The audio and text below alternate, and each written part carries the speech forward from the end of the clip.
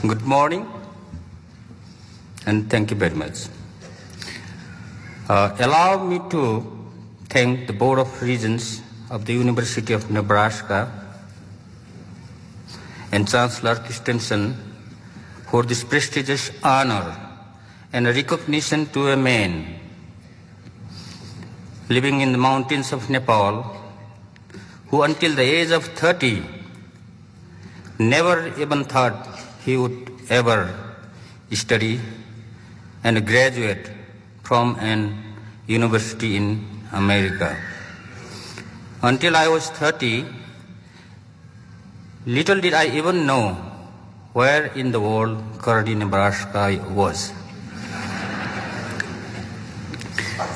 Now I consider Kearney, Nebraska as my second home on this earth because this is the place from where I got chance to get best education ever in my life. That led me to the position where I am now. It is good to be here and meet with all the UNK and Kearney families. My fellow graduates, I was at this place where you are sitting now in summer 1992 to receive my undergraduate degree, and in winter 2001 to receive my master's degree, and now to be given me the singular honor of making the commencement address at my own alma mater is indeed a great privilege.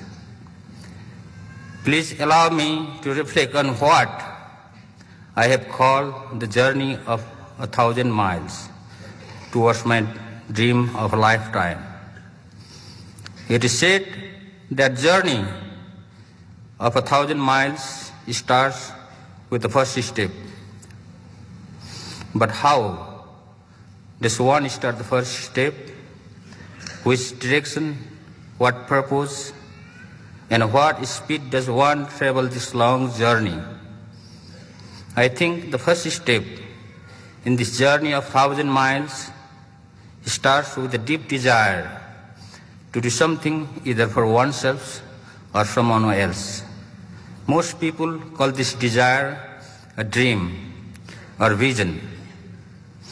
In my case, my vision was the passion for my people of Nepal to find ways to create better educational opportunities by building schools and colleges in the remote rural areas to provide quality education for the children of poor people who would otherwise never get a chance to have it. I believe that education is always the most important asset for people, no matter where they live. Nobody can argue the fact that it is the education that makes people to learn how to make living better way on daily basis and for lifetime. Education helps us to make change the world if we choose.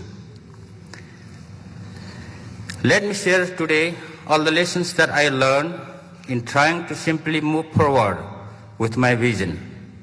Maybe you can learn something from my experiences. Therefore, my first lesson learned is have big dream and big vision, but plan small steps with hard work. Everybody has lots of dreams in one's own life. However, the fact is that hard work is a must to make a dream come true. Without hard work, visions and dreams turns out to be just wishes. When I first returned home with my bachelor's degree as the only asset, I had no clue as how I could begin with my vision in remote mountain villages. Therefore, I decided to take my first step by helping people in my village to build a high school, and I started to teach in the high school as a volunteer. Step by step, I got involved with several other projects such as income producing projects, nature conservation projects, and many others. Now, we have a K through 12 high school with 350 students. Some of the projects that we have been successfully running are yak farming, handmade paper making, handicraft producing, fish farming, and camping grounds. We have also started wireless networking projects in the mountain villages of Nepal to provide communication, education, health, and e-commerce services. The villagers and the students who never had seen computers before are using internet to communicate and to get information. We hope to expand the wireless network and build the network all over Nepal in the coming years. Moreover, I have greater vision. I have a vision to build a 4-year college by 2015 and a university later on. With the pace I am taking so far, I hope to make the college building vision come true within the target period.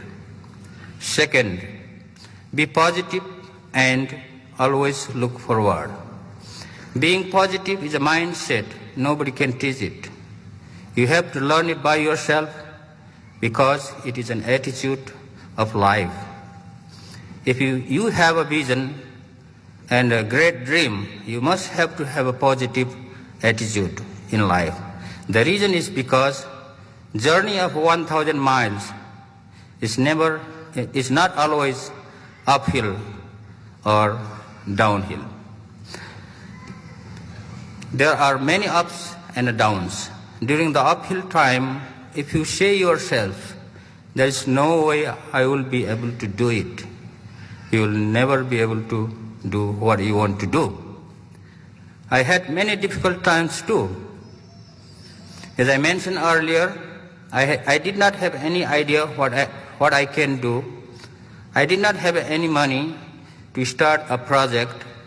In the meantime, the communist rebel took control over most of the rural areas of Nepal, including my village.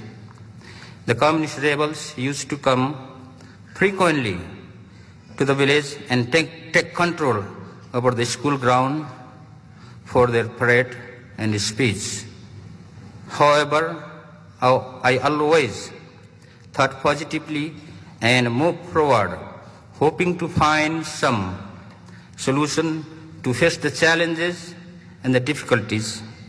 That is why I am here at this position where I am now. Third, have uncommon faith and take uncommon approaches to face the challenges. Things always do not work the way you want it to go.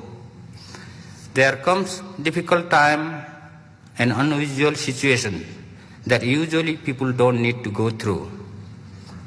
In that situation, it is necessary to have uncommon faith and uncommon approaches to overcome the unusual odds of human life. I have several uncommon faiths.